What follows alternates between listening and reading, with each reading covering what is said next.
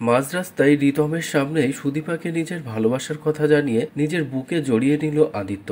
হ্যাঁ বন্ধুরা, অনুরাগের ছোঁয়ার আগামী চমকে আমরা ঠিক এমনটাই দেখতে চলেছি।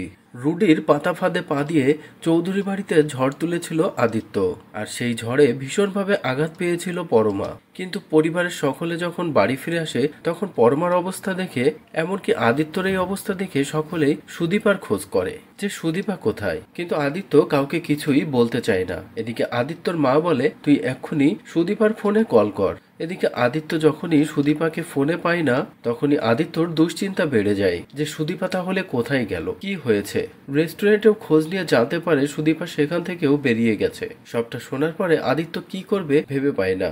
এদিকে রুডি আবারও আদিত্যর ফোনে ছবি পাঠিয়েছে যে সুদীপা রিতমের সাথেই আছে, যেটা দেখে আদিত্য আরো বেশি রেগে যায়। তারপরে যখনই চারিদিকের সিসিটিভি ফুটেজ চেক করে আদিত্য, তখনই আদিত্য দেখতে পায় যে রিতম সুদীপাকে গাড়িতে তুলে নিয়ে কোথাও যাচ্ছে। যেটা দেখার পরেই আদিত্য রিতমের বাড়িতে যায়, রিতমকে মারধর করা শুরু করে আর সুদীপার খোঁজ জানতে চায়। এদিকে রিতম প্রথমত বুঝতেই পারে না যে আদিত্য এসব কোথা থেকে জানলো, কিন্তু যখনই প্রমাণ দেয় আদিত্য তখনই রিতম ভয় পেয়ে যায় যে এবার যদি ও আমাকে অ্যারেস্ট করে নেয়। এই ভয়ে সুদীপা কোথায় আছে সেটা বলে দেয় রিতম। তারপরেই আদিত্য হোস্টেলে গিয়ে সুদীপার খোঁজ করে, কিন্তু হোস্টেল থেকে জানতে পারে সুদীপা মাত্রই নিচে নেমেছে। আর তারপরেই আদিত্য দেরি না করে নিচে সুদীপাকে খুঁজতে বের হয়। আর যখনই মাঝ রাস্তায় সুদীপাকে এভাবে একা একা দেখে, কাঁদতে দেখে, তখনই আদিত্য বুঝতে পারে যে সে কত বড় ভুল করে ফেলেছে। আর এটা বুঝতে পেরেই আদিত্য সুদীপাকে নিজের ভালোবাসার কথা জানিয়ে নিজের বুকে জড়িয়ে নেয় আর বলে আর কখনো এমন ভুল হবে না। এদিকে সুদীপাও